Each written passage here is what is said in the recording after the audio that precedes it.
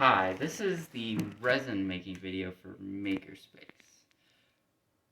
To start, you're going to need some cardboard to ensure you don't get resin on the table because that is really hard to get off. Secondly, you're going to need to grab the resin box. In the resin box, you will find molds, alcohol ink, which you use to tint the resin. Don't use too much of this. 4 drops is the maximum. And then you will find the resin and the hardener. Both of these are needed to make a successful resin cast. On top of that, you will need either 1 cup or 3 cups. It's really up to you. 3 cup, I'm using 3 cups here because when you pour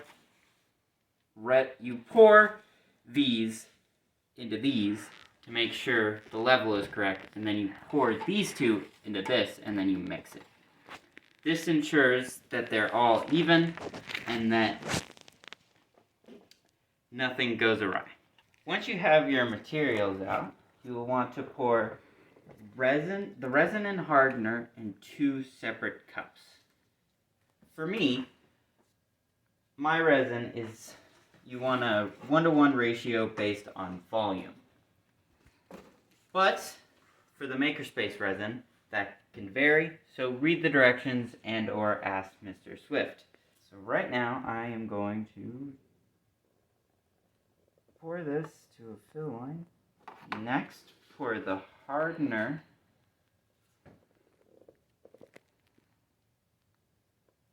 and for me, I want to fill it to the same line as the other one.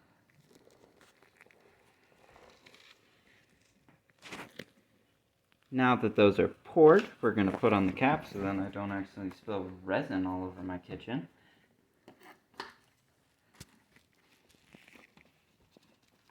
Then we are going to pour both of these into this cup at the same time. Next, you're going to want to mix both the hardener and resin together. The best thing to use is a popsicle stick because it's just super readily available and you can just throw it away.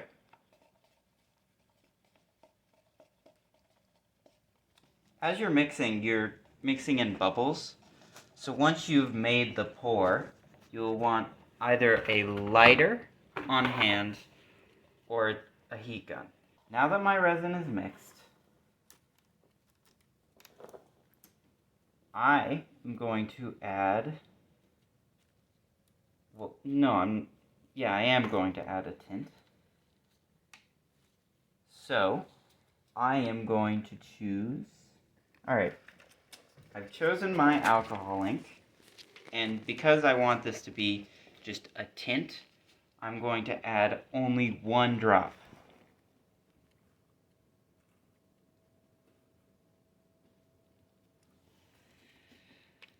Okay. Now put your alcohol ink away, unless you need it again for whatever reason, and then mix in that dye. Next, we are going to pour this tinted mixture into your mold. Right now I'm pouring it into a custom mold, which is made from acrylic and Scotch tape. Something better to use than Scotch tape would be silicone, but I don't have that. Resin is an exothermic reaction, which means that it gives off heat while it's hardening. This further means that because it cures faster with heat, if you have too much resin, it'll throttle and trap all of these bubbles you see here in the resin, and you won't be able to get them out. And to use the heat gun and lighter, you're going to want to take your gloves off just because they are most likely resiny. Right now, I'm using a lighter to pop the bubbles. And this will be a long process just because there's so many bubbles.